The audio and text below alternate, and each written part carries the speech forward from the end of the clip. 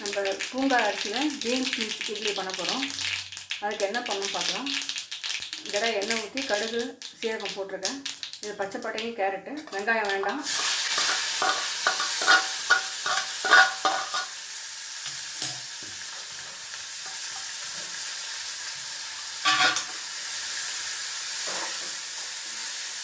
நல்லா வதக்கிக்கோங்க. நல்லா வதங்கணும்.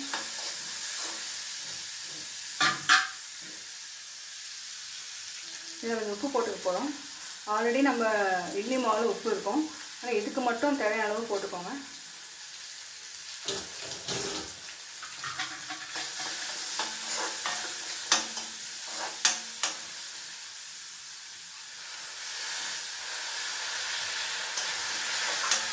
லைட்டாக தண்ணி ஊற்றிக்கோங்க, வேகட்டும்.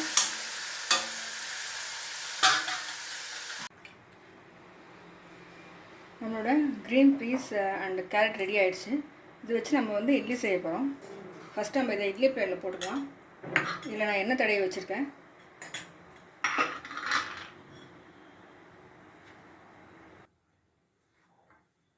நீங்கள் இதில் கேரட்டை பச்சையாகவும் துருவி போட்டுக்கலாம். நான் காயோடு சேர்த்து வதக்கிட்டேன்.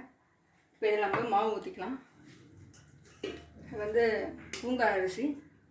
நீங்கள் பிளெயின் இட்லி மாவு இருந்தாலும் அதுலேயும் பண்ணலாம்.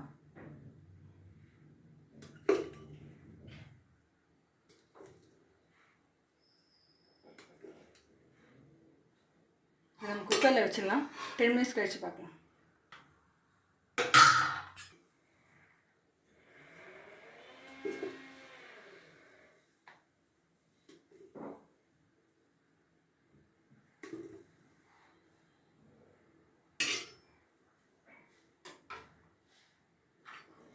நீங்கள் சாதா அரிசி மாவில் இட்லி செய்கிறத விட இந்த பூங்கார் அரிசியில் செஞ்சு பாருங்கள்.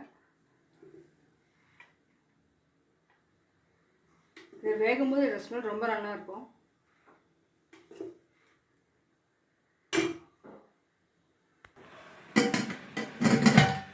நம்ம இட்லி ஊற்றிட்டோம், மூடி வச்சிடலாம். ஒரு 10 நிமிஷம் கழிச்சு பார்க்கலாம். நம்மளோட பூங்கார் அரிசி க்ரீன் பீஸ் இட்லி ரெடி ஆகிடுச்சு. எப்படி வந்திருக்கு பார்க்கலாம்.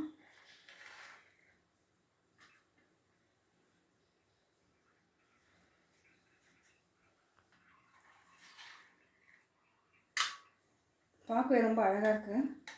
இதை நீங்கள் இன்னும் ஹெல்த்தியாக பண்ணணுன்னா நீங்கள் எண்ணெயில் வதக்க வேண்டாம். க்ரீன் பீஸை வேக வச்சு தண்ணியை எடுத்துகிட்டு கூட நீங்கள் போட்டுக்கலாம்.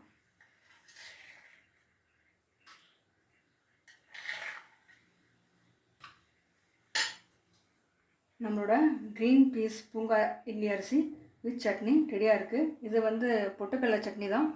பச்சை மிளகா வந்து காஞ்ச மிளகா வச்சுருக்கேன், அதான் கலராக இருக்குது. நீங்கள் வேணால் வேர்க்கடலை சட்னியும் வச்சுக்கலாம். ரொம்ப நல்லாயிருக்கும் காம்பினேஷன். ட்ரை பண்ணி பாருங்கள்.